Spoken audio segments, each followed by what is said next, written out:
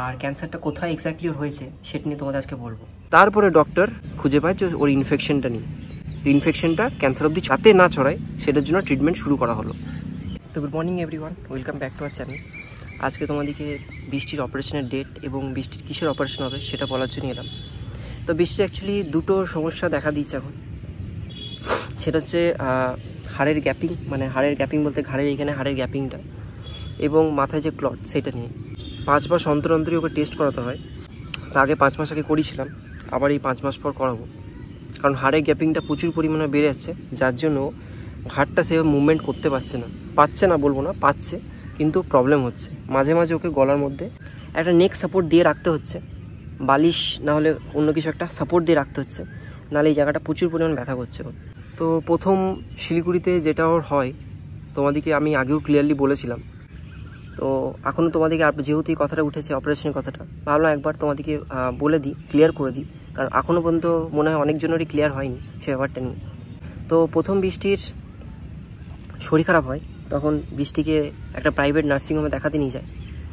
তো তখন ডক্টর কিছু টেস্ট দেয়, উনি কিছু সাসপেক্ট করেন এবং টেস্ট দেয়, মানে বৃষ্টি যেগুলো বলে সেগুলো ডক্টর সেগুলো শুনে কিছু টেস্ট দেয়।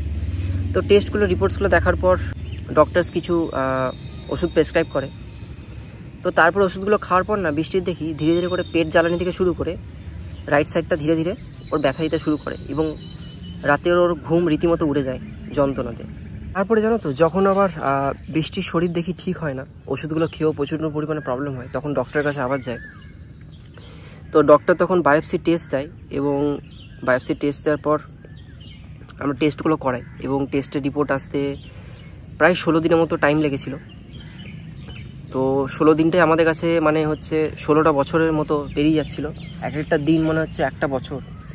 সেই মুহূর্তে আর সময় ছিল না, কারণ রিপোর্ট যতক্ষণ না আসবে ততক্ষণ ক্লিয়ারলি বুঝতে পারছিলাম না, মানে এক্স্যাক্টলি ডক্টর যেটা সাসপেক্ট করছে সেটা কি আদৌ বটে না। তখন বৃষ্টি বাবার সাথে কথা হয়, তখন বলে কি চেন্নাইয়ের জন্য টিকিট কাটতে, ট্রেনের টিকিট দেখতে, প্রথমে ট্রেনের টিকিট দেখতে। তো ডাইরেক্ট শিলিগুড়ি থেকে চেন্নাই যাওয়ার ট্রেনের টিকিট, মানে ডাইরেক্ট ট্রেন পাচ্ছিলাম না, অনেক চেষ্টা করেও পাইনি। শেষমেশ ফ্লাইটের মানে বিকল্পটাই আসে মাথায়। তো ফ্লাইটের টিকিট জানো প্রচণ্ড পরিমাণে এক্সপেন্সিভ। তো আমার পিএফের টাকা, বৃষ্টি কিছু জমানো টাকা, আমার কিছু জমানো ছিল, সেই টাকাগুলো ইভেন অর্করও কিছু জমানো ছিল, ও পর্যন্ত এসে আমার দেয় যে নাও এগুলো দিয়ে যদি কিছু সাহায্য, ও তো ছোটো, ও কী বুঝবে, ও যা ছিল 10 টাকা 20 টাকা মানে যাই হোক সেটাও দিয়েছিল, মিথ্যা কথা বলবো না। মানে সেই মুহূর্তে বিশ্বাস করবে না, আমাদের কাছে ওই টাকাটা অনেক, মানে ওইটাই আমাদের শেষ সেভিংস। নাহলে প্রাইভেট মানে গভর্নমেন্টে ভর্তি করতাম, নাহলে প্রাইভেটে ওকে ভর্তি করে রাখতে পারতাম। তো শুধুমাত্র ওই ভরসায় আমরা ফ্লাইটের টিকিট কাটি। আর যারা ভাবছো যে আমাদের কাছে প্রচুর টাকা ছিল, যদি প্রচুর টাকা থাকতো তাহলে মানে একবারের জন্য ভাবতে হতো না আমাদের, আর ভিডিও ভিউজও আসতো না তখন সেরকম। ভিডিও ভিউজ আসা শুরু হলো চেন্নাই গিয়ে একটু মানুষ আমাদের গল্পটা শুনতে ভালোবাসলো এবং আমাদের ব্যাপারে জানতে একটু ইচ্ছুক হলো, তখন আমাদের ভিডিওটা একটু উঠলো। শুধু একটা মনের জোর, ওই মনের জোর নিয়ে বেরিয়ে গেছিলাম যে কিছু একটা হয়ে যাবে, ওপরওয়ালা আছে। চেন্নাই যাওয়ার পর ডক্টর দেখার পর ওর কিছু টেস্ট করতে দেয়, সে টেস্টগুলো করা হয়। সে টেস্টগুলো করার পর কিচ্ছু খুঁজে পাওয়া যায় না, মানে রীতিমতো শরীরে চিরুন তল্লাশি করা হয়, পায়ের নখ থেকে চুলের ডগ অবধি। আমি তো আরও বেশি টেনশন এবং নার্ভাস হয়ে যাচ্ছে, কিছুই পাচ্ছে না, দূর থেকে এলাম, তার মানে কিছুই কি হয়নি ওর শরীরে। তারপরে ডক্টর খুঁজে পায় যে ওর ইনফেকশনটা নিয়ে, ইনফেকশনটা ক্যান্সার অবধি ছড়ায়নি, যাতে না ছড়ায় সেটার জন্য ট্রিটমেন্ট শুরু করা হলো, এবং ওকে ওষুধ দিতে শুরু করলো। এবং ডক্টর বললো ইমিডিয়েট ওর যেন এগুলো করা হয়, যাতে এটা না ছড়ায়, কারণ ছড়লে কিন্তু তখন সেটা আটকানো যাবে না, কারণ মানে সেই জায়গা অবধি পৌঁছে গেছিলো। বাট এটা একমাত্র পসিবল হলো চেন্নাই গিয়ে। যদি এইখানে ভুল ট্রিটমেন্ট না হতো শিলিগুড়িতে, তাহলে আমি চেন্নাইও যেতাম না, আর জানতেও পারতাম না অ্যাকচুয়ালি ওর সমস্যাটা কী হচ্ছে। ওই টেস্ট আর ডক্টর টেস্ট করে আমার সব শেষ হয়ে যেত, শেষমেশ দেখতাম বৃষ্টিকে বাঁচাতেই পারতাম না। আর ওর যে স্টোন দেখা দিয়েছিল, স্টোনটা ধরা পড়েছিল, স্টোনটা চেন্নাইও ধরা পড়েছিল, কিন্তু স্টোনটা বলেছে টেস্টেটা বেরোলো যে স্টোনটা খুবই ছোট, ওটা জল খেলেই বেরিয়ে যাবে। সেটা শিলিগুড়িতে ওষুধ দেওয়া হয়েছিল, কারণ যে ওষুধ দেওয়া হয়েছিল সেটার জন্য মানে এত সাইড এফেক্ট হয়েছে যে ও পেটের প্রবলেমটা প্রচুর পরিমাণে বেড়ে গেছে, মানে যেটাও ছিল না উপরন্তু আরেকটা রোগ অ্যাড হয়ে গেছে। সব থেকে মানে যেটা মেন ওর রোগ ধরা পড়ে সেটা হচ্ছে ব্রেনের ক্লটটা, কারণ মেনলি ব্রেনে ক্লটটার জন্যই ওর রাইট সাইডটা প্যারালিসিস দিকে এগোচ্ছিল।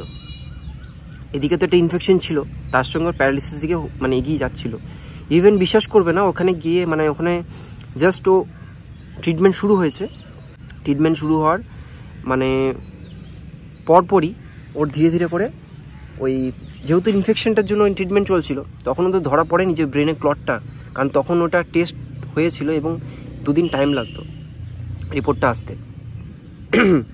তো সেই কারণে মানে ও হুইল চেয়ার ছাড়া কোথাও যেতে পারছিল না। ইভেন ওকে সামান্য একটু মানে ঘোরার জন্য বাইরে নিয়ে এসেছিলাম, ওকে ধরে ধরে মানে সাপোজ ধরো মানে কি বলবো, এইখানে আমার এইখানে হচ্ছে আমার ইয়েটা হোটেলটা, ওইখানে হচ্ছে আমি ওইটুকু যাব, ওই সামনে দেখতে পাচ্ছ পোলটা, ওখানে যাব। তো ওইটুকু যাওয়ার জন্য অটো করতে হয়েছিল। ইভেন ওখানে যাওয়ার পর এত বাড়াবাড়ি হয়ে গেছিলো যে ঘরে আসতে হলো।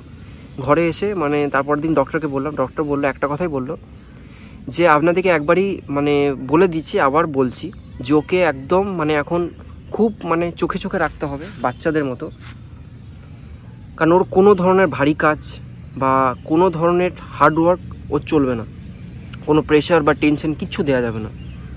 যখনই ওর মাথায় প্রেশারটা পড়বে তখনই ও ধীরে ধীরে করে ওর হাত পা কাঁপতে শুরু করবে এবং ধীরে ধীরে করে ও একটা ট্রমার দিকে চলে যাবে এবং সেটা পরবর্তীকালে প্যারালিসিস দিকেও এগোচ্ছিল। যদি ট্রিটমেন্ট ঠিক করে না হতো তাহলে হয়তো বৃষ্টির একটা সাইড প্যারালিসিস হয়ে যেত আর ইনফেকশন ছড়িয়ে ক্যান্সারের দিকে এগোতো এবং পরবর্তীকালে হয়তো ওকে বাঁচানো যেত না। তো তারপরে ওকে শিলিগুড়ি নিয়ে আসা হয়, সব কিছু ডক্টর দেখিয়ে টেস্ট করিয়ে। শুধু হ্যাঁ একটা টেস্ট করা হয়নি, ওই টেস্টটা মানে 80,000 টাকার অ্যারাউন্ড টেস্ট ছিল, সেই টেস্টটা বাদ দিয়ে বাকি সব টেস্ট করানো হয়েছিল। কারণ সেই মুহূর্তে আমাদের ফাইন্যান্সিয়ালি আমরা স্টেবল ছিলাম না যে সেই টেস্টটা করাতে পারবো, এবং করানোর আগে 10 বার ভাবতে হচ্ছিল যে করাবো কি করাবো না। সেই মুহূর্তে সেই টেস্টটা না করি আমরা চলে আসি শিলিগুড়ি, ব্যাক করে যাই। হ্যাঁ, তার আগে একটা কথা বলি যে ডক্টর বলেছিল যে 5 মাস অন্তর অন্তর টেস্ট করাতে হবে, যাতে ওর মানে রিপোর্টসগুলো ক্লিয়ার হয় যে অ্যাকচুয়ালি ওষুধগুলো কি কাজ দিচ্ছে। কারণ আগে যখন টেস্ট করেছিলাম, টেস্ট করার পর ডক্টর কিছু ওষুধ প্রেসক্রাইব করেছিল, অনলাইনেই দেখানো হয়, কারণ চেন্নাই এখান থেকে চেন্নাই অনেকটা দূর, যাওয়া পসিবল না, তাই কারণে অনলাইনেই দেখাতে হয়। তো রিপোর্টসগুলো এখান থেকেই করাতে হয়, এখানে করে পাঠিয়ে দিই। তো এখানে ডক্টর দেখে নেয়, ডক্টর দেখে সেই ওষুধগুলো চেঞ্জ করে দেয়, অল্টারনেট করে দেয়, যে যখন বলে যে আমার এই সমস্যা দেখা দিচ্ছে তো আবার এই 5 মাস পর টেস্টগুলো করাবো। তো ডক্টর বলেছে যে এই টাইমটা, এই সময়টা খুবই ভাইটাল, কারণ মাঝখানে শরীরটা প্রচুর পরিমাণে প্রবলেম দেখা দিয়েছিল, সেটা তোমাদেরকে বলিনি, দেখায়নি। আর এটা এত তাড়াতাড়ি ঠিক হওয়ার না। 5 মাস আগে জানুয়ারি মাসে টেস্ট করেছিলাম, আবার এখন টেস্ট করাতে হবে। সেই টেস্টগুলো রিপোর্টগুলো আসার পরই জানতে পারবো যে ওর অপারেশন হবে কি হবে না। আর যদি অপারেশন করতেই হয় সেটা চেন্নাই গিয়ে করবো, দুর্গাপুরে করাবো না, কারণ ওইখানে গিয়ে যে ডক্টরের হাতে দেখিয়েছিলাম সেই ডক্টরের হাতে দেখানো সব থেকে বেটার হবে। এবং স্ক্যান ফ্যান এগুলো সব করাতে হবে, আবার সিটি স্ক্যান, এমআরআই ওগুলো আবার করাতে হবে, এবং কি প্রোগ্রেস এবং ওষুধগুলো কি রিয়াকশন, এবং ওর শরীরে কেমন মানে শরীরটাকে আদৌ অপারেশনে নিতে পারবে না ওষুধ দিলেই ঠিক হয়ে যাবে, সেগুলো সেই রিপোর্টগুলো আসার পরই জানতে পারবো এবং তোমাদেরকে অবশ্যই জানাবো সেই রিপোর্টগুলো।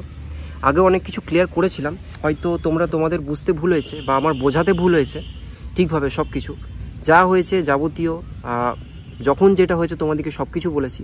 আমার হয়তো কথাগুলো সেরকম না, বা কথাগুলো সেভাবে প্রকাশ করতে মানে বলতে পারিনি, যা সেই জন্য তোমরা বুঝতে পারোনি। আশা করি কথাগুলো বুঝতে পারবে এবং যতটা পেরেছি শর্ট এবং ক্লিয়ারের মধ্যে বলেছি।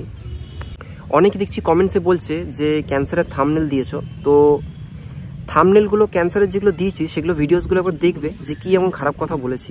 মরণ রোগ ক্যান্সার ছাড়া অনেক রকম রোগ হয়, আমি বা বৃষ্টি কেউ এমন কিছু খারাপ কথা বলিনি। আর দ্বিতীয়ত, আমি বৃষ্টি বা বৃষ্টি পরিবারে কেউই কখনো বলেনি যে বৃষ্টি ক্যান্সার হয়েছে, ও ক্যান্সার আক্রান্ত। আমরা শুধু একটা কথা বলেছি যে ওর ইনফেকশন হয়েছে, যেটা ক্যান্সারের দিকে এগোচ্ছে, হয়তো সেটা যদি না আটকানো হয় সেটা পরবর্তীকালে ক্যান্সারের দিকে ছড়তে পারে, মানে ছড়িয়ে যেতে পারে, যার কারণে বিভিন্ন ধরনের সমস্যা দিতে পারে, এবং সেটা হয়তো পরবর্তীকালে বৃষ্টিকে না বাঁচাতেও পারি। তো চলো, আশা করি অনেকটা ক্লিয়ার করতে পেরেছি। আরও ধীরে ধীরে তোমাদেরকে আপডেট দেবো, সব আপডেট দেবো। তো রিপোর্টস করাই, রিপোর্টস টেস্টের রিপোর্টসগুলো কী আসছে না আসছে তোমাদের জানাবো, ডক্টরস কী বললো সব কিছু তোমাদেরকে আপডেট দেবো। পুরোনো জিনিস যেগুলো হয়েছিল বলতে আশা করি তোমাদেরকে সবটা ক্লিয়ার করতে পেরেছি। আগেরও জিনিসগুলো যারা বুঝতে পারোনি সেটাও আশা করি অনেকটা ক্লিয়ার করতে পেরেছি। বুঝতে পারোনি হয়তো সেই কথাগুলো সবার ক্লিয়ার হয়ে গেছে। তো আজকে ওই রিপোর্টস টেস্টগুলো করাই, তারপর তোমাদেরকে বলবো যে কী আসছে না আসছে। চলো আজকের মতো এইটুকুই, সবাই ভালো থাকো, সুস্থ থাকো এবং সবাইকে ভালো রেখো। টাটা।